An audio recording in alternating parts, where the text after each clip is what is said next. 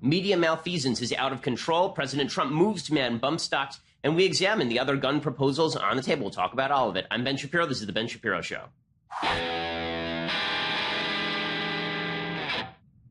Alrighty, so we have a lot to get to today. The media have just been utterly irresponsible in their coverage of the entire Parkland situation. They are obviously pushing for gun control. They don't have any specific proposals, but they're pushing as hard as humanly possible for gun control nonetheless. I want to talk about all of that, including a smear by the Huffington Post against me personally, a bunch of other smears against people who are pro-gun rights across the board. And I want to talk a little bit about some people on the right who have made fools of themselves over the last couple of days. But first, I want to say thank you to our sponsors over at Legacy Box. So if you are interested in preserving your family's memories, which everyone should be, Legacy Box is the way to do it. I mean, as you get older, especially when you have kids, one of the things that you spend a lot of time thinking about is, I wish I could remember when that happened. And that's why you take all those pictures, right? But then those pictures go into storage. Maybe you printed them out and you stuck them in the garage somewhere. All the stuff from when you were a kid certainly is like that. All the stuff from when your parents were kids absolutely is like that. They're all on 8mm or on old film. Well, that's what Legacy Box is for. So Legacy Box sends a box to your house. You take all of those materials, you label, you put a shipping label on each of them, you put a little barcode on each of them, you take all of that, you send it back to Legacy Box, and they take all of those materials and they put it on an easy-to-access thumb drive or on a DVD for you so that you have access to this stuff at all times, and you've just boiled down boxes and boxes of material into something you can carry around on a keychain. It is a fantastic, fantastic service, and a deeply important one because you don't want to lose those memories. It's never too early to start spring cleaning, too. So if you want to make sure that you've cleaned out your garage, this is a good way to start. You get the originals back in a couple of weeks with everything on a DVD or thumb drive ready to enjoy, share, and relive. Over 350,000 families have trusted Legacy Box. And right now, for a limited time, you can save 40% at legacybox.com/Ben. That's legacybox.com/Ben. You get 40% off. And again, you can get started for $45. Right now at legacybox.com/Ben. Fantastic, fantastic service. I've used it. My family has used it. You should do it for a parent. You should do it for a loved one. You should do it for yourself. And it's just a great way to preserve all those memories that otherwise will be lost. So go to legacybox.com/Ben. Couldn't endorse this service more highly. Legacybox.com/Ben also so that they know that we sent you, and you get that 40% off. And again, the packages start at just $45. All right, so I was going to start today by discussing all of the various gun proposals that are on the table. But instead, the media have forced me to discuss their absolute malfeasance throughout this entire debacle. After the tragedy and the evil horror of what happened at Parkland, the media's first move was to jump to the suggestion that everyone who disagreed with them on gun control was, of course, nasty and mean. Now, this is nothing new. And I sort of got famous off of saying exactly this to Piers Morgan, because Piers Morgan was famous for doing this. I said to him that he was standing on the graves of the kids of Sandy Hook to push his agenda, and the media continued to do this. Tonight, of course, CNN is supposed to have a big town hall event where they have a bunch of the students from Parkland. We'll see if they have any of the students from Parkland who are not in favor of gun control. The answer is probably not. But the media have been using these students in order to push their gun control agenda. Now, I have never attempted to smear the students themselves. I have never said that the students don't have a right to speak. I have never insulted the students' pain. I've never insulted what the students went through. But because I say that you ought to have expertise on a topic if we're going to take you seriously, this is enough to get you labeled a smearer of the student. So Huffington Post led the way last night. They put up a headline that looked like this, and it's just egregious. It says, "Survivor Smearers," with a picture of me personally, and says, "Some conservatives are trying to discredit outspoken Florida shooting survivors." I have not tried to discredit any shooting survivor. I have not smeared any shooting survivor. That's absurd, it's insulting, and it's disgusting. The only thing that I have said about the shooting survivors is the same thing that I said about Jimmy Kimmel when it came to him bringing his son on the show after his son went through an open heart surgery, which is just because you went through suffering does not make you an expert on a particular topic. This has been my consistent stance on virtually every event of major consequence in the United States for my entire career, is that just because you went through something doesn't mean that you have been conferred with certain expertise. And that's what I wrote over at National Review. I had a long piece on it. I've discussed it on the show. But the idea that that is disrespect to the students, to suggest that perhaps they don't know all the details of what they're talking about, or at the very least, they have to show expertise in the topic for me to take their opinions more seriously. I'm happy to take their opinions on what pain and suffering of people who have gone through a difficult situation looks like. They are experts in having gone through a traumatic situation. So I'm happy to hear their advice on what it's like to go through a traumatic situation. In fact, I think that's deeply important stuff for people to hear. But I'm not willing to sacrifice the point of public policy on the basis of I went through something bad, because that makes for bad public policy. Good public policy is not based on empathy. Good public policy is based on reason and logic. But that, of course, is enough to get you labeled a smearer of the survivors, according to the mainstream media. And they've been doing this for days. I mean, for days and days and days, they have been doing this, promoting lies about gun control, promoting lies about people who oppose gun control. And for example, Van Jones, who I personally know, and I like Van, he's an opinion host, but he retweeted a tweet from a woman named Lori Shue, who tweeted common denominators for mass shooters: white males under 30, AR-15s, Republicans. So first of all, maybe AR-15s, maybe not. There are a bunch of other weapons that have been used in these mass shootings, but there is no indicator that these mass shooters were Republicans. Even if you want to say that the Parkland shooter was a Republican because there's a picture of him wearing a MAGA hat, well, earlier this year, or late last year, we had a shooting at a congressional baseball game from Bernie Sanders supporter. That didn't mean that Bernie Sanders was responsible for the shooting of the congressional baseball players. That's absurd. But Van Jones retweeted that anyway. And that's not the only example of the media covering themselves in glory. Chris Cuomo, earlier this morning, made a fool of himself by tweeting something out that was patently false. And Chris Cuomo tweeted out a story from an account called Cody Davis, I guess, USA Photo Dude. And the tweet said, quote, "I was able to buy an AR-15 in 5 minutes. I'm 20 and my ID is expired." Well, there's only one problem. That never happened. According to the article itself, quote, "After the sales representative walked me through the paperwork, all 5 pages of it, I told him I changed my mind and wanted to think more before I bought an AR-15. He told me it wasn't a problem and listed the store hours if I wanted to come back. I then said thank you and walked back to my car." So in other words, he didn't present an ID and no gun was offered to him. He said that he wasn't going to present an ID. He left the store. That was the end of the story. It didn't matter. Chris Cuomo tweeted out the lie that he was offered an AR-15 without photo ID. Now, when he was called on this, Chris Cuomo over at CNN, the block of wood who attempts to resemble a human being over at CNN, Chris Cuomo actually tweeted out, "Isn't the point that the kid's age and lack of ID wasn't a deterrent? And this isn't all gun shops. Place I bought my shotgun basically goes farther than law requires and makes judgments about whom to sell to. Point is the system should be better." Well, why? Right? The system worked here. He didn't show ID. He didn't get a gun. I'm wondering, they ran a federal background check. If you go to a federally licensed firearms dealer in the United States, according to federal law, they must run a federal background check for criminal record as well as mental health record, by the way. The problem is that these records are not fully transparent. Sometimes the information is not conveyed down to the federal government, to the FBI. So Charles Cook over at National Review called Cuomo on this. He said the point is that the kid lied about buying a gun that he didn't, and now you're lying too. So Cuomo immediately misdirected to an unrelated topic. He said, lying, if you want to fight back against background checks, make the case. Whether it is calling the kids actors or lying about how no laws could stop the shootings, that is the BS to call out. 97% of people want better checks. Why fight that? Well, that's a complete misdirect. That has nothing to do with the fact that Chris Cuomo, a respected, objective news source, tweeted out something that is objectively false. It is just not true. Now, in a second, I'm going to talk about the stupidity of people on the right who are pushing myths about about people who actually are smearing the school shooting survivors by suggesting that one of them, particularly a guy named David Hogg, who's 17 years old, is some sort of crisis actor. They're putting out this video that shows that he was interviewed by, I guess, local CBS News in Los Angeles a few months back over some incident where he was a witness. And they're saying, well, this shows that he was a child actor because he was out in Los Angeles, and so he's acting. Well, he was at the shooting. Whether he is a child actor or not makes no difference. I have no evidence that he is. What the hell are you talking about? Is the suggestion that he's being paid for his perspective? I mean, my understanding is that from his Twitter account, he was anti-gun before this happened. Is the idea that he is being paid as an actor to pretend that he saw a shooting he did not? Because there's no evidence of that either, and that's a smear and that's a lie.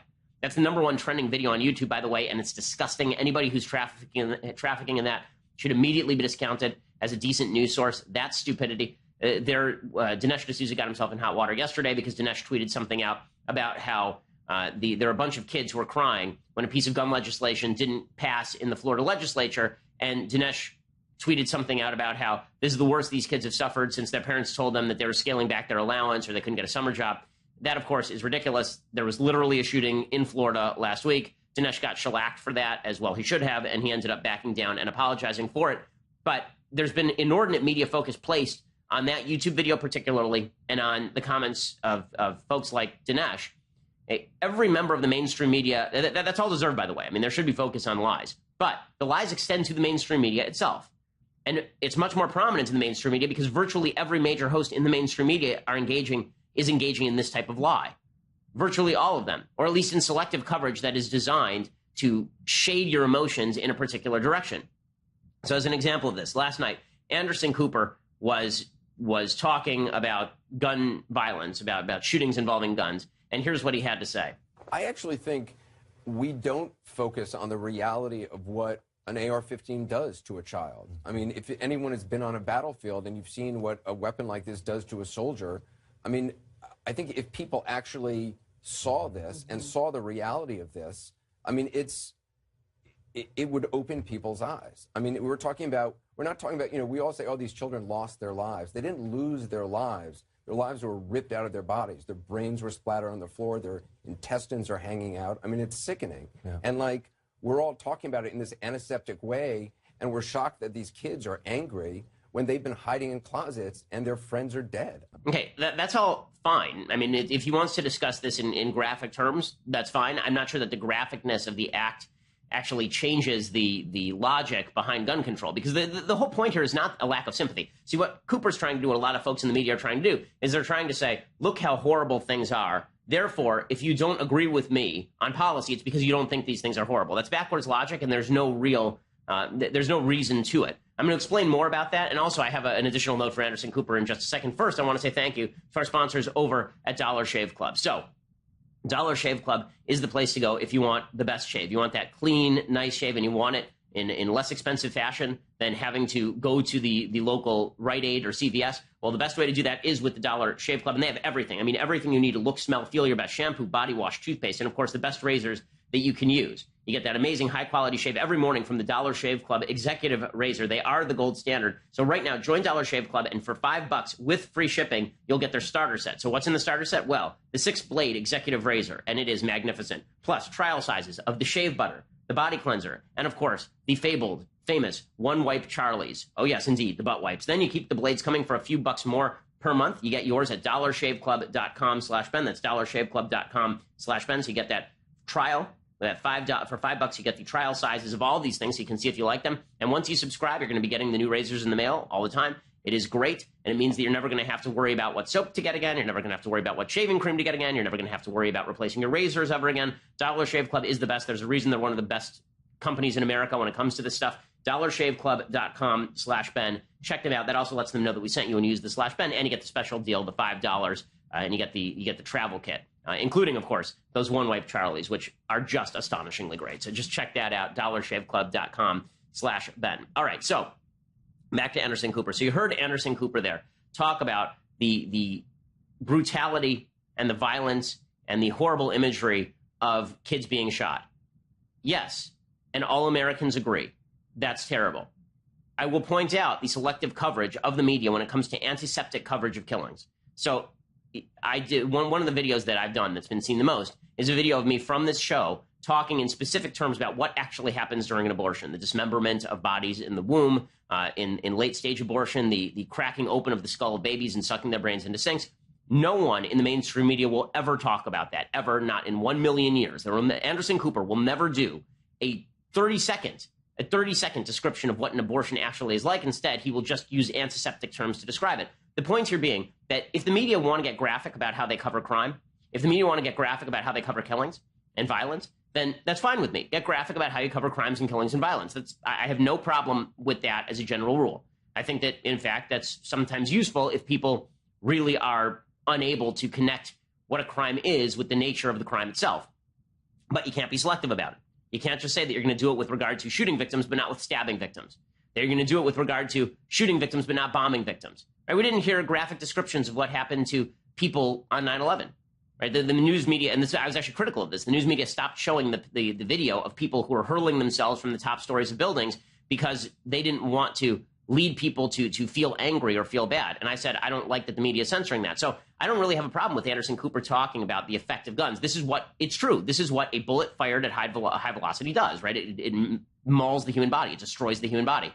It destroys anything that it's shot at. This is why the first rule, literally the first rule of gun training, is do not point the gun at anything that you're not willing to destroy.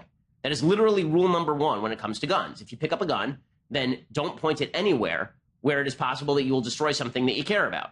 And that includes human beings. This is what the NRA teaches in every one of its gun safety courses. But the point is that the media are only doing this with regard to shootings now because they're pushing a particular political agenda. And the problem here is that if you want to be an opinion host and do this, that's fine. If you want to say that you're an objective news host and do it, that's a completely different story. Brooke Baldwin doing the same routine over on CNN. She was lecturing the Trump administration, suggesting that the Trump administration was hiding somehow from the media on all of this stuff. even though that was not the case. They had a press conference yesterday, but here's Brooke Baldwin when the press conference was delayed by about 15 minutes, saying that Sarah Huckabee Sanders and the White House were hiding from the media on gun control. Memo to the White House, you cannot avoid us. Stop trying to dodge us. This briefing needs to begin. It was supposed to begin an hour and 15 minutes ago, and then it was supposed to begin 25 minutes ago. There was a lot to talk about. And we need to see Sarah Sanders behind that podium. Jeff Zeleny and Gloria Borger are with me. And I think it is entirely fair, Jeff Zeleny, to be tough on this White House because there are so many things they need to answer for before this ceremony at the half hour. Okay, does that sound like objective news coverage to you, or does it sound like we want you out there so we can grill you on our preferred agenda with regard to guns? And that's, of course, what the media continue to do. So one reporter was grilling Sarah Huckabee Sanders yesterday, suggesting that the president wasn't doing anything. Now, as we will talk about, the president actually is looking at doing some stuff with regard to guns. It may not be all the things the left wants him to do because maybe he doesn't think those things are going to be particularly effective in stopping mass shootings.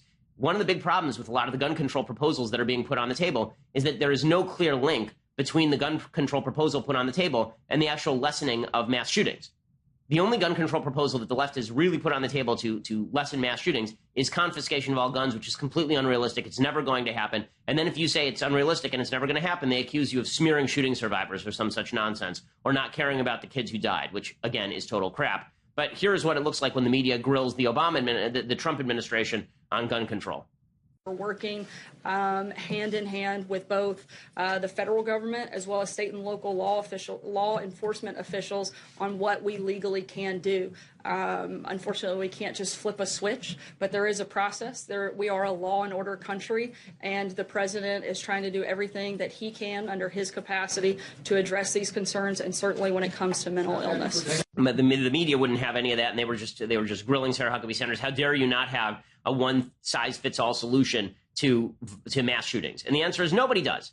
Right? Even Obama said that when he was in office and he was pushing particular gun control proposals like banning AR-15s, for example. He would say in his speeches, this may not stop all mass shootings. This may not stop any mass shootings. He would say that sort of stuff. And the media would just ignore that, which leads a lot of gun owners to believe, hey, well, if that's not what you're doing, then what exactly are you doing here? Now, look, the media obviously have an agenda here. They have it in how they cover these stories. They have it in the people they choose to interview.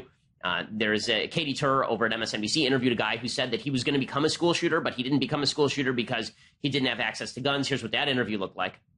Some people blame this violence on the media or video games or music. We call those people morons. But there was one thing that would have made it all different. I didn't have access to an assault rifle. I was almost a school shooter. I am not a school shooter because I didn't have access to guns. Guns don't kill people. People kill people. But people with guns kill lots of people. You know, and then there's the guy who says that he was a would-be mass shooter. Well, how do we know what would have stopped him or what would not have stopped him? Or if he, is it legal in the state of Colorado, I guess he's from Colorado, for him to walk into a gun store at the age of 15 and buy a rifle? I don't know the gun laws in the state of Colorado. I somehow doubt it.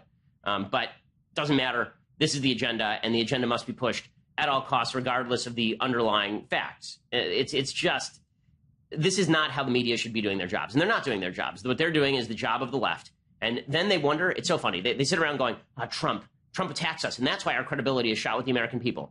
Their credibility was shot long before Trump. In 2012, Newt Gingrich made a lot of hay. He won a couple of primaries based on him in the debates criticizing the media. I said at the time that if anyone wanted to win primaries, they should criticize the media. I've been saying that for years. Trump was the only one who did it on a regular basis, and he tapped into something. That was a pre-existing wellspring of distrust of the media that exists specifically because it is obvious that they are pushing a political agenda. CNN's doing this routine. CNN's been the worst of all the networks on this. I mean, they've just been garbage on this. CNN is now pushing an agenda saying that 16-year-olds should vote. Here's what they tweeted out. And then they suggested that it says, should 16-year-olds be able to vote? The response at Stoneman Douglas High is showing that youth in this country can and should have a significant role in political debate, writes law professor Joshua Douglas via CNN Opinion. Really? Is that what it shows? Because what it seems to me is what it shows is that you are willing to use, as the media, the most sympathetic person that you can find in order to promulgate your agenda. That's what it is saying to me, because here's what the data say to me. The data say to me that 18 to 29-year-olds are more pro-gun than people who are older. So it's funny, the media will never report these polls. 2015 Pew survey that's put out by Lachlan Markey over at Daily Beast found 18 to 29-year-olds are less likely than older Americans to support a ban on assault weapons. Just 49% of millennials were for the assault weapons ban, compared with 55% of 30 to 49-year-olds, 61% of 50 to 64-year-olds, and 63% of those 65 and older. Meanwhile, 18 to 29-year-olds lead the country in support for concealed carry, according to a 2015 Gallup poll. They're more likely to support the practice of carrying a hidden firearm in public by a full 10 points at 66%. So the idea that all these kids are sitting around looking to seize the guns, no, it's just that you want to feature certain children. And it's not that you care that 16-year-olds vote. You don't want 16-year-olds to vote. You want 16-year-olds to be treated as children when they commit crimes, but adults when it comes to voting. It doesn't work that way. Either kids are kids or kids are adults. You can't have it both ways. But obviously the media's agenda here, uber alles, that's all that matters in the end, is how the media decides to cover all of this stuff. And it's just gross. It's just gross, because it's not about providing the American public with information. It's about providing them with a fully created narrative that is going to be used to club all rivals into submission. Okay. Meanwhile, Trump is actually doing stuff. So Trump yesterday said that he was going to move to ban bump stocks. That doesn't make a lot of sense in response to the Parkland shooting, but it does make some sense in response to the Las Vegas shooting. I suggested it at the time. Bump stocks are an addendum that you can put on the back, on the butt of a rifle, that essentially allows the rifle to move back and forth against your shoulder very quickly. And if you hold your finger steady, then the trigger hits your finger. Right? So the trigger goes like that over and over and over very, very quickly, using the momentum from the kickback of the gun to power that sort of bouncing action. So the shooter in Las Vegas used a bump stock. There was no bump stock ban on the books. Trump says yesterday that he's going to move to drop regulations to ban bump stocks.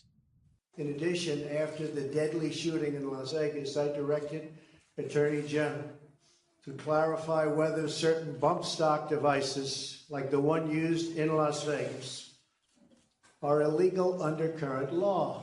That process began in December, and just a few moments ago, I signed a memorandum directing the Attorney General to propose regulations to ban all devices that turn legal weapons. Okay, so it is not clear, by the way, that it is actually legal for the DOJ to use existing law in order to ban bump stocks. You might need a separate piece of legislation, because the gun itself is not a machine gun. This is an addendum to a semi-automatic weapon. It's a piece that you add to a semi-automatic weapon. For those in the media who don't understand the difference between a semi-auto and an auto, a semi-auto means that when every trigger pull is one round that is chambered and fired. And an automatic weapon means that as long as you're holding down the trigger, multiple bullets are being fired.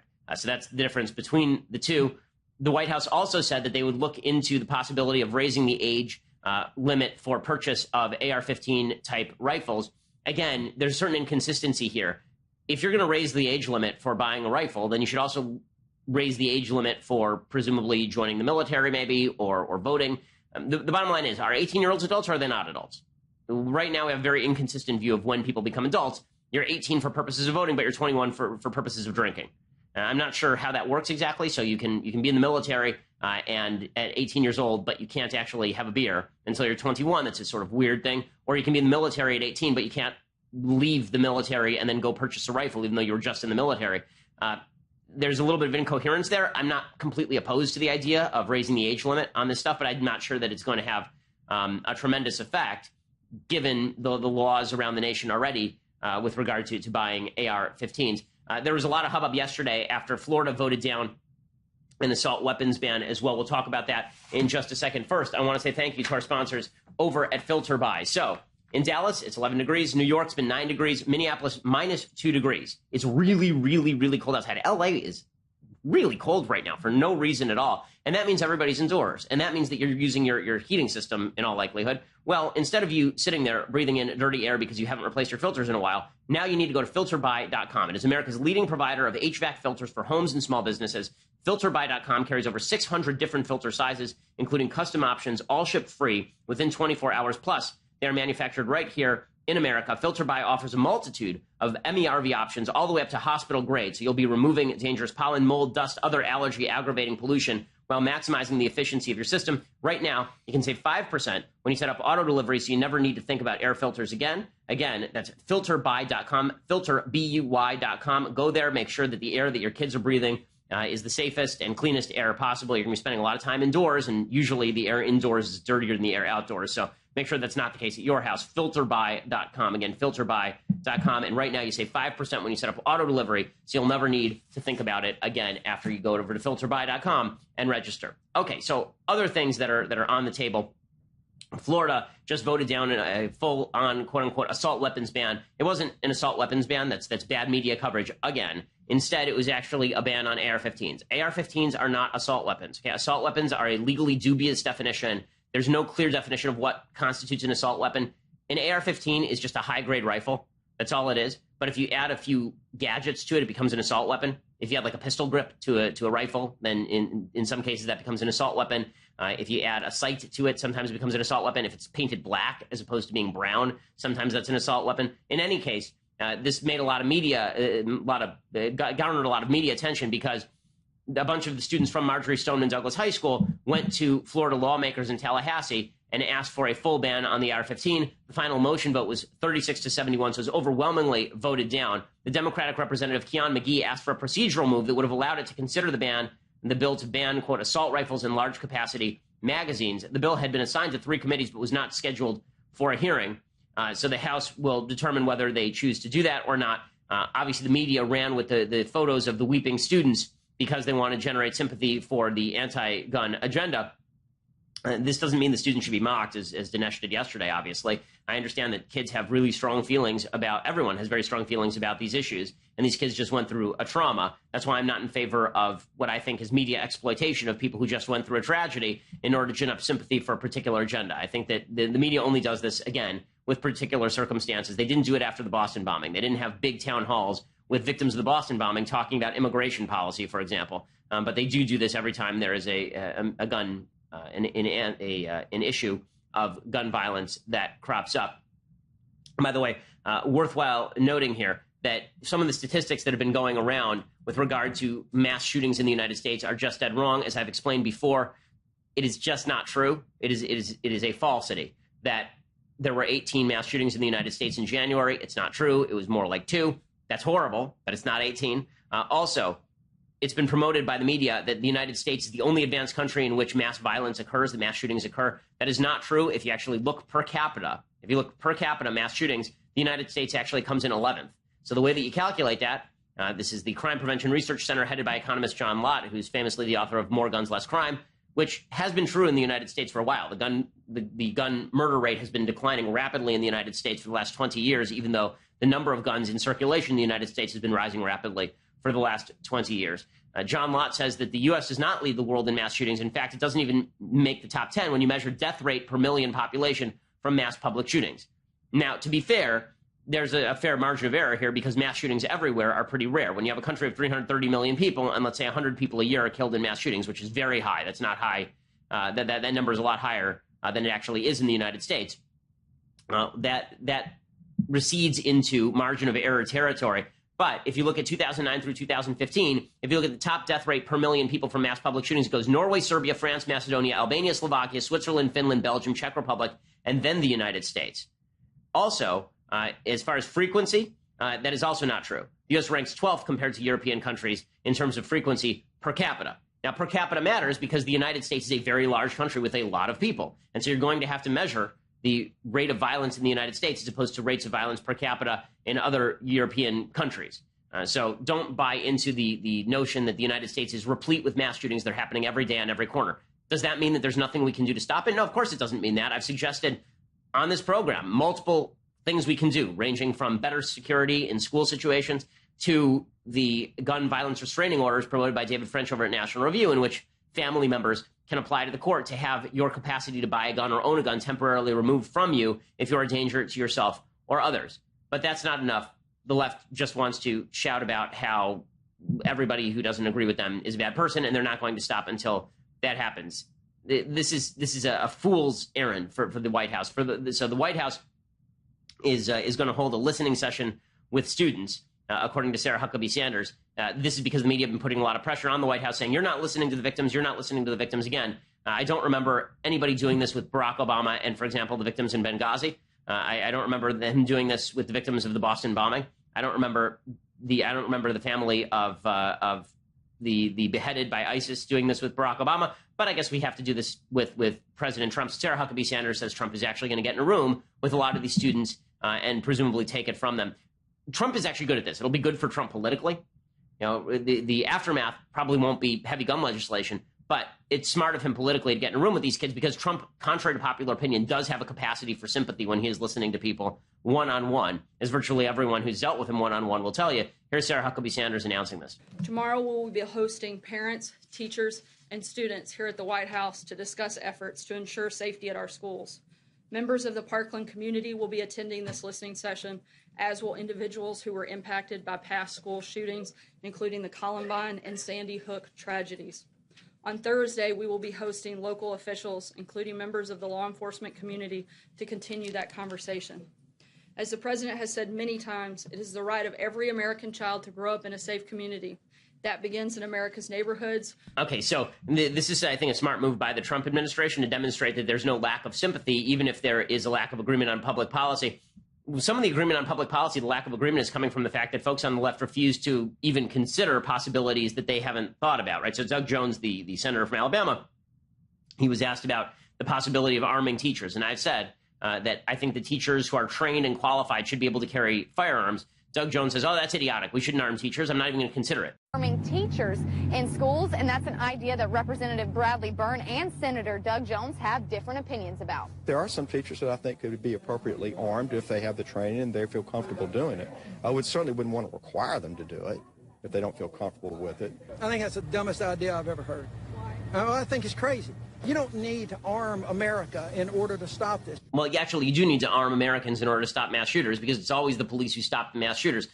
But again, this debate is so dishonest and it's so yucky, and really it churns your guts because there are so many people who are not willing to lend the other side the credibility of hearing out their proposals, or willing to acknowledge that people on the other side of the issue may in fact care about children being killed. Okay, so speaking of media bias, let's talk a little bit about a new poll that's out with regard to the GOP tax cut. So there's a brand new poll that's out, and it shows that the GOP tax cut is up to 51% support overall from 37% in December, 89% among Republicans, and 19% among Democrats. Okay, that is a massive growth in the level of support for the tax cuts. And one of the reasons is because people are finally starting to see the tax cuts hit their paycheck. They got their February paycheck, and the tax cuts were present in the paycheck. And so suddenly it's more popular. It also goes to show you the level of media lies and malfeasance on the tax cut. And you could see that at the time. I talked about this while they were passing the tax cut. You could actually see in the polls, the vast majority of the American public thought they would not receive a tax cut. Still, only 35% of the American public believes that they're going to receive a tax cut. It's closer to 80 to 90% of the American public. And then the media wonder why we don't trust them, why we think that they're biased on these issues.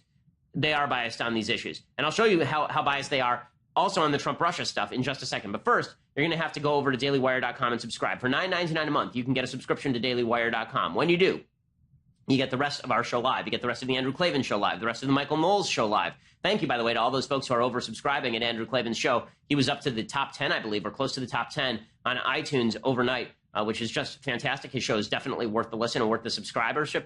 But also subscribe at dailywire.com for $9.99 a month, and you can get his entire show live, be part of his mailbag. If you want all of that, plus the world-famous Leftist Tears hot or cold tumbler, check that out over at dailywire.com. The annual subscription gets you it's $99 a year instead of $9.99 a month. You save $20 off the regular subscription price, and you get that fabulous beverage vessel. You just want to listen later? Go over to iTunes, SoundCloud, Google Play, Stitcher, any of the places you get your podcast. You can get the Ben Shapiro Show. Subscribe, leave us a review. We always appreciate it. We are the largest, fastest-growing conservative podcast in the nation.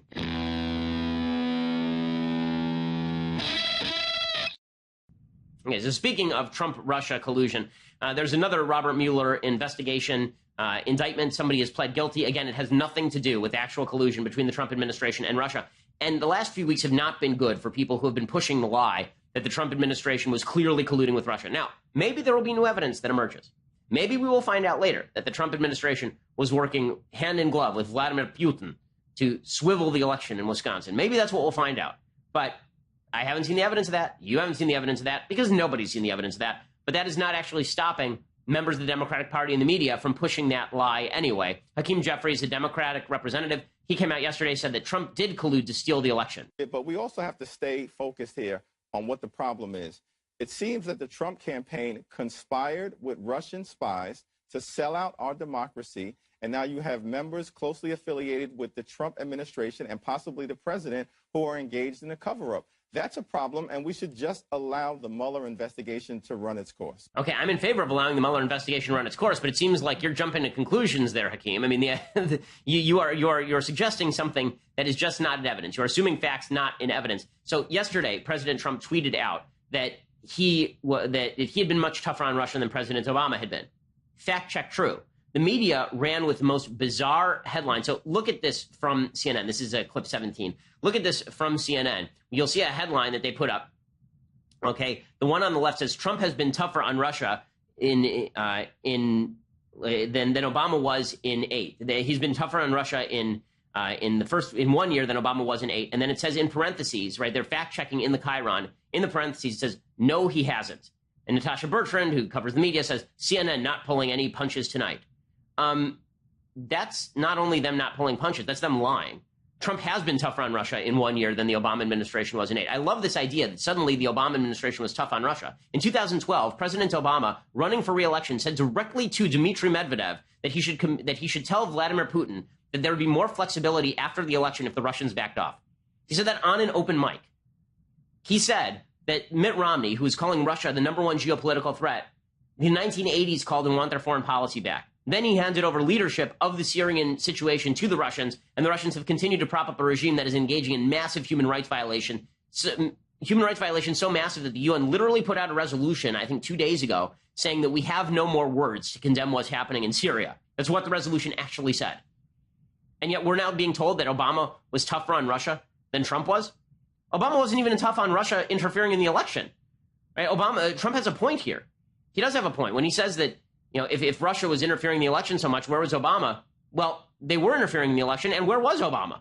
And the answer is that Obama didn't want to piss off the Russians because he thinks that the Russians were a valuable strategic ally on the Iran deal. That's the reality of why he didn't want to tick off the Russians. He thinks that the Russians should have a leadership role in the Middle East. So CNN is lying about that, too, when they say that Obama was tougher on Russia than Trump is. It's just a joke. It's not true. Jonah Goldberg, okay, another person who is not pro-Trump.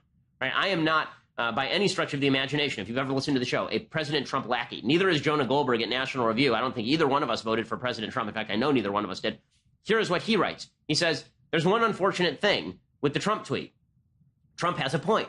Barack Obama sold out our Eastern European allies on missile defense. He slow-walked aid to Ukraine, as opposed to Trump, who's actually provided material aid to Ukraine. He did little more than shrug when Crimea was annexed. He said never mind on his own red line in Syria and turned a blind eye to Putin's intervention there, in large part because of his obsessions with getting the Iran deal. The Russian meddling in our elections started on Obama's watch, and not just our elections, but those of many of our allies. When Romney famously said Russia was our #1 geopolitical foe, Obama mocked him for it, as did countless liberal journalists who are now converts to anti-Russia hawkery. Meanwhile, the Trump administration has made life harder for Russia diplomatically and economically thanks to revving up our oil and gas production. It hasn't been as tough as some, including me, would like, but it's been tougher than the Obama administration, or at least it's not unreasonable. So the reason that the media are mocking Trump on this stuff is because Trump has said so many nice things about Putin and because he seems to lend a lot of credibility to Putin. This is another case. There's so many cases in the Trump administration where good policy is at odds with bad rhetoric, where Trump's policy is actually pretty good, decent, in some cases great, and then he goes out and he says something dumb and he undermines the policy. But the media are lying when they say to you that Obama was tough on Russia and Trump is not tough on Russia. It's just not true. It is not factually accurate. Doesn't matter. The media will lie about it anyway. Jim Sciutto over at CNN says it's delusional to say that Trump has been facing down Russia. Listen, you know, you can argue, and it's a fair criticism to say, did the Obama administration act quickly or strongly enough with Russia? And that's a criticism you've heard from both Democrats and Republicans. But when you compare the Trump administration response, particularly this president's response, and the Obama administration's response, Ms. Sarah Sanders is entering really delusional territory there. No, it's not. Okay, so if you want to say that the Trump administration response to Russian election meddling has been lackluster at best, I agree. If you want to say the Trump administration response to Russia generally has been weaker than the Obama administration, that is just not true, and it's foolish. And again, you wonder why people don't trust the media? Because you keep lying. Because people in the media keep lying. I think the truth on all sides would be a good thing. I have criticized President Trump when I think that he is not telling the truth. And I have criticized the media when I think they are not telling the truth. Right now, the media are doing themselves no favors, especially because they shouldn't be in the business of pushing an agenda. Trump's agenda isn't to tell truth. Trump's agenda is to push Trump's agenda. And Trump's agenda very often is to push Trump. Well, that means sometimes he's going to be dishonest, just like other politicians are dishonest, in some cases more so. But CNN's agenda was supposed to be objective truth, which they are not providing on any level at this point. Their coverage in the last couple of weeks has been really disheartening. These are the people who say an apple is an apple, not a banana. Well, then stop creating apple banana smoothies and calling them apples, because it's just ridiculous. It's just ridiculous. Now, I'd be remiss if I didn't take a minute to note the death of the world's best-known evangelist, Reverend Billy Graham. He died on Wednesday. He was 99 years old, and he was responsible for an enormous amount. He was responsible for an enormous number of conversions. An enormous number of celebrities came to Christianity through Billy Graham. And Billy Graham was not. The media tried to portray him in many cases this sort of odd Elmer Gantry character. That's not who Billy Graham was. If you ever listened to any of Billy Graham's lectures, it was deeply not only religious stuff, but stuff about self-sacrifice and stuff about responsibility. Billy Graham had a great impact on the world. And this is why when people talk about how religion has had a nasty impact on the world, look at the followers of Billy Graham and ask how many followers of Billy Graham have made their lives better because they followed Billy Graham. There's in the aftermath of tragedy, there's an easy swing toward atheism, agnosticism, the idea that you'd be better off if you didn't believe in God. Better people don't believe in God. That somehow the world would be better if atheism were to rule the roost. We've heard this from thinkers I respect, including Sam Harris and Steven Pinker in the last couple of days. And this is not true for the vast majority of individuals around planet Earth. People who become atheistic are less likely to engage in communal activities. People who become atheistic are less likely to give to charity. People who become atheistic are less likely to engage in the sort of social fabric building that's necessary in order for a thriving society to survive. And that's not even a case for the veracity of Christianity or Judaism that I'm making. This is a case for the social utility of Christianity or Judaism. All the folks who are living in a free and open and good country can thank people like Billy Graham for turning the lives around of many people who would otherwise have led terrible lives. I mean, there are a lot of people who are hell-bent on leading bad lives, and Billy Graham was instrumental in preventing that from happening, as are so many other religious leaders. Now, that doesn't mean that religion is always a force for good. Of course not. It doesn't mean that religion always makes people better. That would be silly. It does mean that religion, when used properly, can be a solution to a lot of people's life problems, and it can be an encouragement to do better because there's someone who expects something more of you, and it's not just your friends or family, and it's not even just you. It's a higher power that expects you to make something of your life and discover a purpose. I think the death of God in American society has been a contributing factor to the sort of political fractiousness that we've seen here. We used to at least hold it in common, not only that we were all made in God's image, but that if we all held common values in common, we knew our neighbors cared about the dead kids in Sandy Hook or cared about the murdered children in Parkland. Right? We took that for granted because these were the same people that we saw at church every week. These were the same people who were giving to the same charities that we were. But because we've lost that communal space, it's a lot easier to sit in your house and go on Twitter or Facebook and malign people who you've never met because you've never met your neighbors. How many of us have actually met our neighbors? Now, in California, it's become really uncommon. I know that there are still places in the country where you know your neighbors, particularly in small-town America. I grew up in Los Angeles. Knowing your neighbors was not a prereq. One of the things that you see when you drive through different areas of the country, it's really fascinating, is which areas have fences between yards and which don't. So if you go over to Dallas, for example, big city, but if you drive around suburban Dallas, there are no fences between the actual yards. And all the yards are basically connected. There may be some driveways, but they're not big fences. If you drive through the valley, which is where I've lived most of my life, you drive through the San Fernando Valley, what you'll see is that most of the yards are not connected. Most of the yards are separated by walls. Most of the yards are separated by fences. They're fenced off. There's nothing wrong with a wall. There's nothing wrong with a fence. But it is indicative of the fact that community is less common in big cities than it is in small towns, and it's less common in urban areas than it is in rural areas. And it's less common in non-religious areas than it is in religious areas. This is why you've seen in the last few years the rise in atheist get-togethers. They've been trying to create almost an atheistic religious get-together where you have community events and all the rest of this. And it hasn't been working because why should atheists get together? To talk about why God doesn't exist? That seems like a rather uninspiring vision of the world. Why would you get together with people who also don't believe God exists? That frees you to find any purpose in life, supposedly, but you're going to end up with a lot of different purposes, and a lot of those purposes are going to be working at cross purposes with one another. So Billy Graham's death is a reminder that building the social fabric is one of the chief roles of religion, particularly American religion. Billy Graham's life is pretty amazing. Every year since 1955, Graham was on Gallup's list of most admired men and women, according to Hank Berrien over the Daily Wire. His fierce hatred of segregation meant churches had to integrate for his revivals as far back as 1953, when at a revival in Jackson, Mississippi, ushers set up ropes to segregate the races. Graham asked for the ropes to be removed. When the usher refused, Graham took them down himself and told all the people to sit where they wanted. At a Madison Square revival in 1957, he invited Martin Luther King to preach together. As King said, quote, "Had it not been for the ministry of my good friend Dr. Billy Graham, my work in the civil rights movement would not have been successful as it has been." Graham often paid the bail and fines that King received when he was in jail. Is again one of the lies about the civil rights movement. It was pushed by a bunch of atheists. It was pushed by a bunch of religious leaders. Dr. Martin Luther King was a reverend. Reverend Billy Graham was a reverend.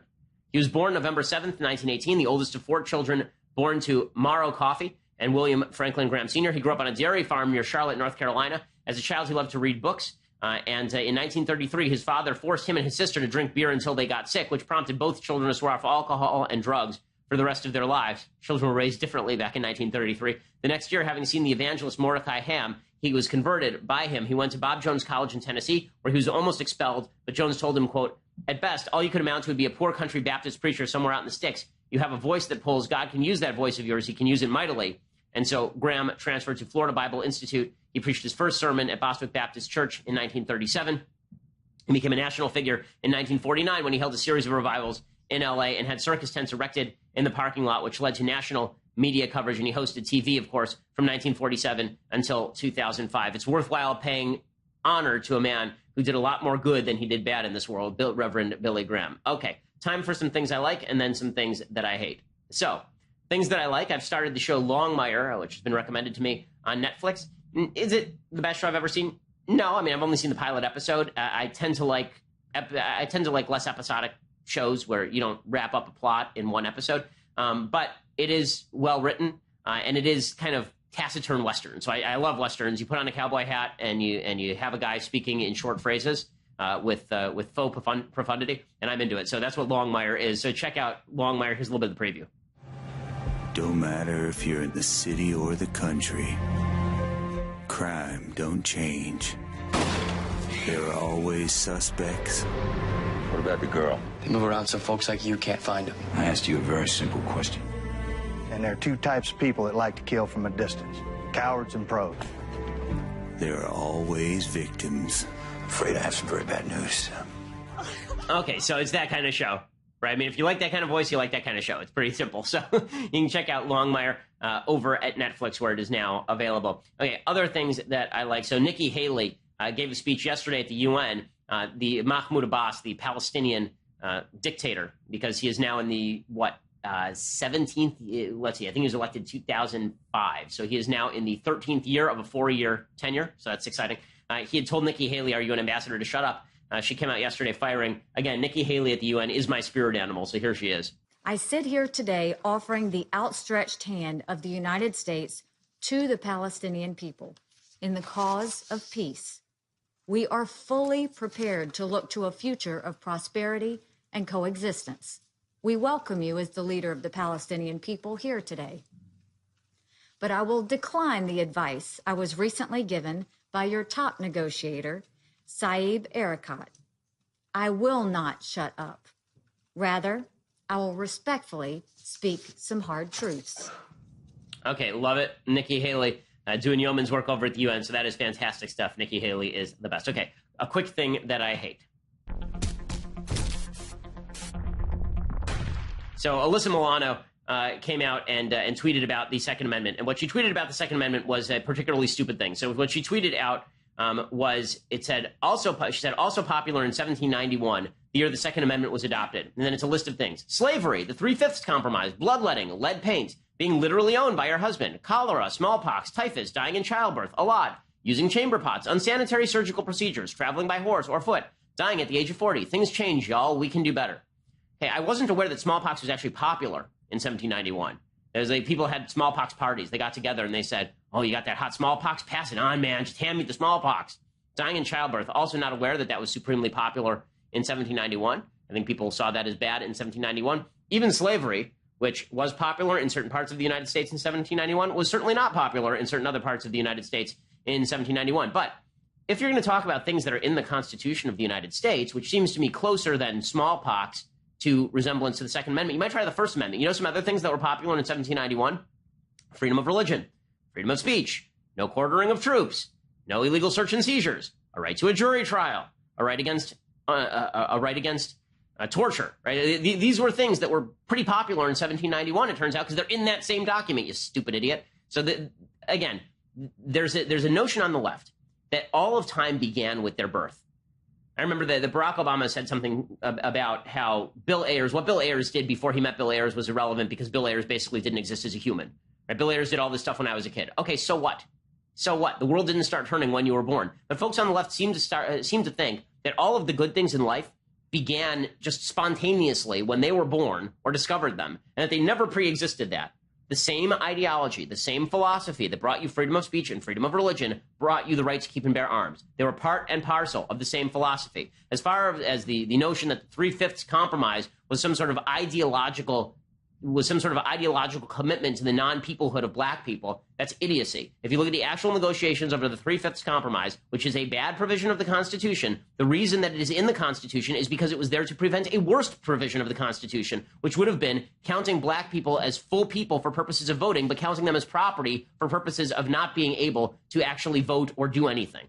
That's what the South wanted. The South wanted, slave owners wanted, that if there were a bunch of black folks who were living in slavery in South Carolina, for purposes of representation in the Congress, for South Carolina, black folks would be counted as people, but they would not be able to vote and they would still be considered property. And the North said, no, we're not going to do that. You don't get to count black people as full people, excuse me, because it skews the representative sample. If the North had caved to that and said, sure, black people are full people for purposes of representation, but not people for purposes of property, guess what? Slavery would have lasted longer because the South would have had more votes in the Congress. But again, knowledge and historical learning are apparently somehow, there are a lot of folks on the left who are allergic to them. They kill a lot of the narratives they love so much. Alrighty, so we'll be back here tomorrow from CPAC. I'm speaking at CPAC, and I promised some notes on CPAC, but I ran out of time again today. I'll have some notes on CPAC. CPAC apparently, quick note, just banned, they just got rid of Jim Hoft as one of the speakers over at Gateway Pundit because Jim Hoft had been tweeting out stupidities about the school shooting victims in Parkland. I think that is perfectly appropriate. As far as Marine Le Pen, who's been invited, I'm not sure why Marine Le Pen is representative of conservatism. I didn't book her. I wouldn't have booked her. That said, I'm more than happy to speak to the thousands of students who are going to hear about some real conservatism, and that's an opportunity I look forward to having tomorrow at CPAC. So if you're at CPAC in the Washington, D.C. area, show up, and I'll see you there. I'm Ben Shapiro. This is The Ben Shapiro Show. The Ben Shapiro Show is produced by Mathis Glover, executive producer Jeremy Boring, senior producer Jonathan Hay. Our technical producer is Austin Stevens, edited by Alex Zingaro. Audio is mixed by Mike Coromina. Hair and makeup is by Jesua Alvera. The Ben Shapiro Show is a Daily Wire Forward Publishing production. Copyright Forward Publishing 2018. Until 2005. It's worthwhile paying honor to a man who did a lot more good than he did bad in this world, Reverend Billy Graham. Okay, time for some things I like and then some things that I hate. So, things that I like, I've started the show Longmire, which has been recommended to me on Netflix.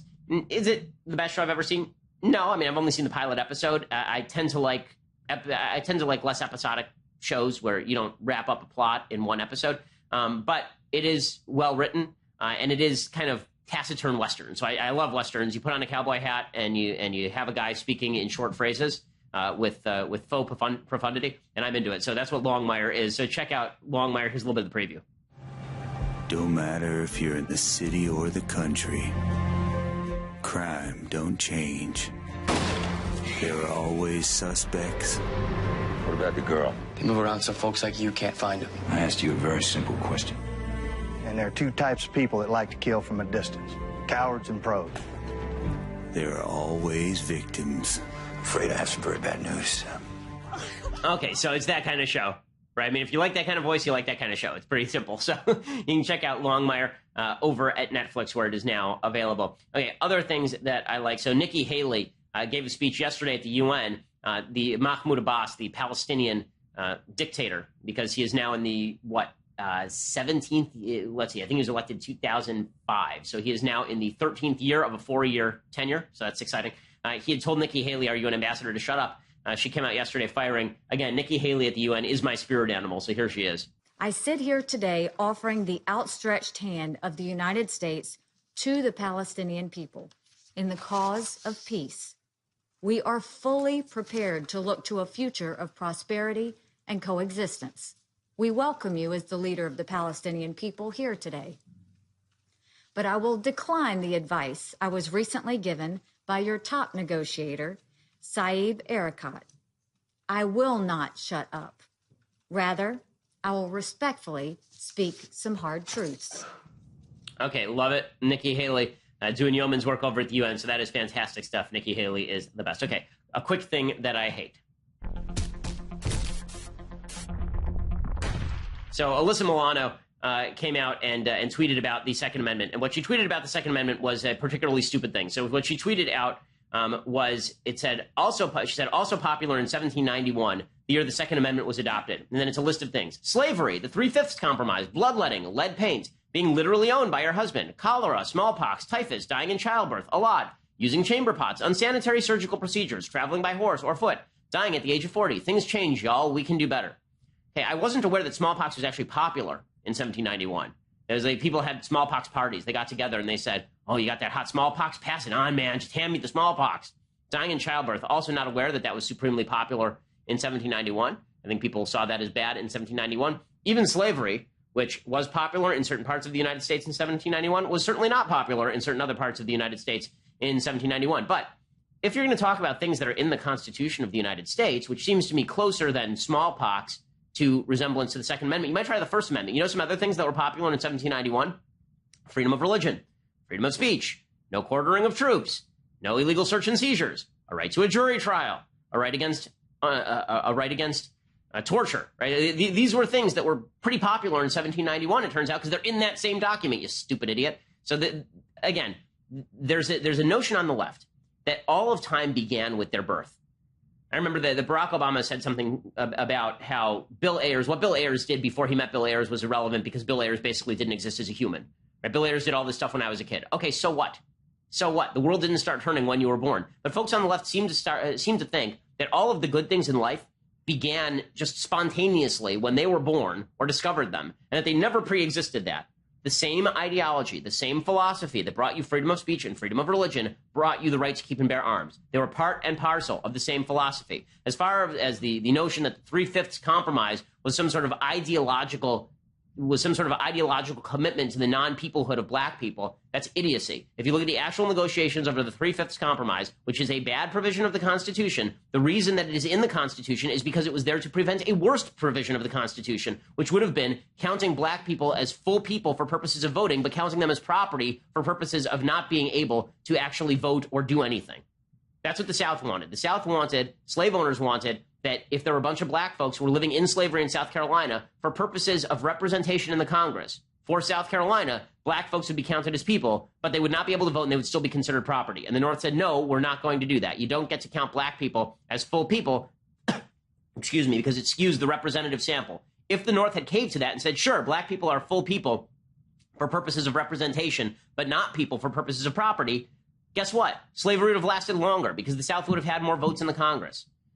But again, knowledge and historical learning are apparently somehow, there are a lot of folks on the left who are allergic to them. They kill a lot of the narratives they love so much. Alrighty, so we'll be back here tomorrow from CPAC. I'm speaking at CPAC, and I promised some notes on CPAC, but I ran out of time again today. I'll have some notes on CPAC. CPAC apparently, quick note, just banned, they just got rid of Jim Hofft as one of the speakers over at Gateway Pundit because Jim Hofft had been tweeting out stupidities about the school shooting victims in Parkland. I think that is perfectly appropriate. As far as Marine Le Pen, who's been invited, I'm not sure why Marine Le Pen is representative of conservatism. I didn't book her. I wouldn't have booked her. That said, I'm more than happy to speak to the thousands of students who are going to hear about some real conservatism, and that's an opportunity I look forward to having tomorrow at CPAC. So if you're at CPAC in the Washington, D.C. area, show up, and I'll see you there. I'm Ben Shapiro. This is The Ben Shapiro Show. The Ben Shapiro Show is produced by Mathis Glover, executive producer Jeremy Boring, senior producer Jonathan Hay. Our technical producer is Austin Stevens, edited by Alex Zingaro. Audio is mixed by Mike Coromina. Hair and makeup is by Jesua Alvera. The Ben Shapiro Show is a Daily Wire Forward Publishing production. Copyright Forward Publishing 2018. These school shooting victims in Parkland. I think that is perfectly appropriate. As far as Marine Le Pen, who's been invited, I'm not sure why Marine Le Pen is representative of conservatism. I didn't book her. I wouldn't have booked her. That said, I'm more than happy to speak to the thousands of students who are going to hear about some real conservatism, and that's an opportunity I look forward to having tomorrow at CPAC. So if you're at CPAC in the Washington, D.C. area, show up, and I'll see you there. I'm Ben Shapiro. This is The Ben Shapiro Show.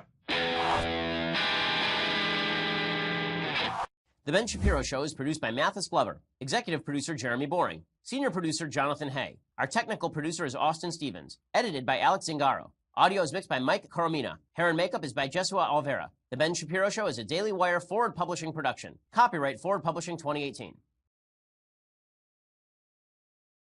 Copyright Forward Publishing 2018.